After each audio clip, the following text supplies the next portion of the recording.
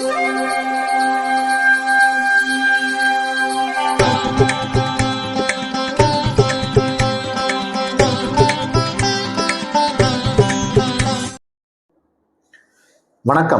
வசந்த காலம் YouTube channel வாயிலாக ஜோதிடர் சண்முகப்பிரியன், சென்னை அடையாறிலிருந்து.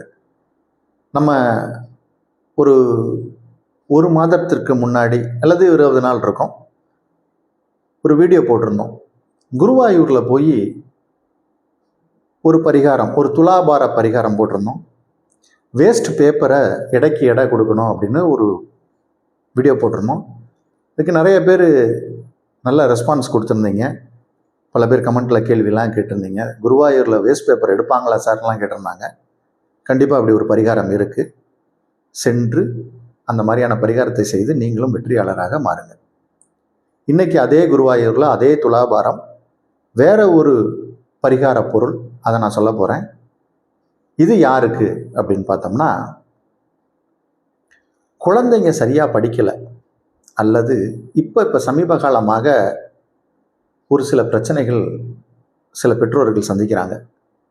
ஒரு குழந்தை பிறந்து ஒரு வயசு 2 வயசுக்கு வரும்போது தான் அந்த பெற்றோர்களுக்கு தெரியுது அந்த குழந்தை ஒரு சிறு ஆர்டிசம் குறைபாடோடு இருக்காங்க அப்படின்னு. இந்த மாதிரி குழந்தைகளுக்கு ஏதாவது பரிகாரம் இருக்கா அப்படின்னா, பொதுவாக பரிகாரம் அப்படிங்கிறது என்ன? நம்மை படைத்த இறைவனுடைய திருப்பாதங்களில் நம்ம சரணாகதி அடைகிறது தான் அதற்கான ஒரு பரிகாரம். அப்போ அது எந்த தெய்வத்தை எப்போ எங்கே போய் வணங்கணும் அப்படிங்கிறத சொல்கிறது தான் ஜோதிடர்களோட ஒரு கடமை.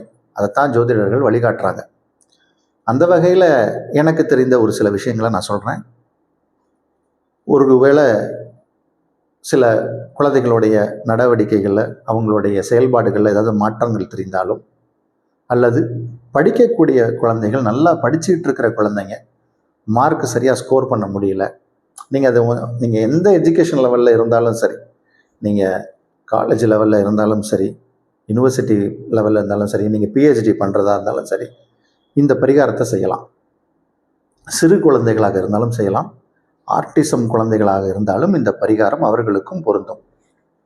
இப்போ நம்ம சென்ற வீடியோவில் வேஸ்ட் பேப்பர்னு சொன்னோம், அதை துலாபாரமாக கொடுக்கணும்னு.